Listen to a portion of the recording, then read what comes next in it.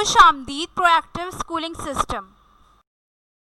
अस्सलामुअलैकुम प्यारे बच्चों, आप सब कैसे हैं? उम्मीद करती हूँ आप सब बिल्कुल खैरियत से होंगे। प्यारे बच्चों, आज हम तख्लीकी लिखाई तोते पर करने जा रहे हैं, लेकिन इससे पहले ये वीडियो ज़रूर देख लीजिए।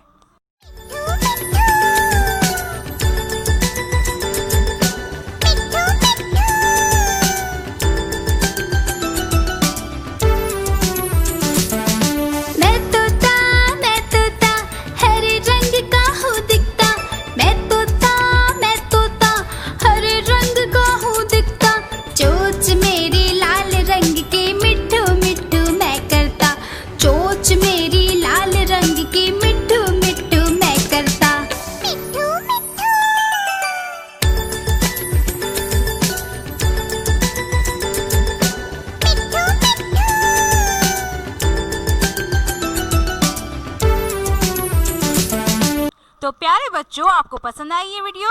बिल्कुल पसंद आई होगी। बच्चों, अब हम तोते पर तख्लीकी लिखाई लिखना सीखेंगे।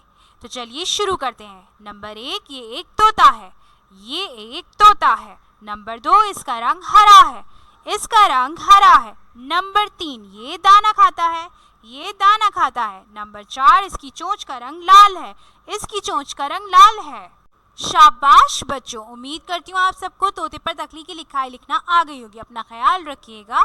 अल्लाह हाफ़िज़।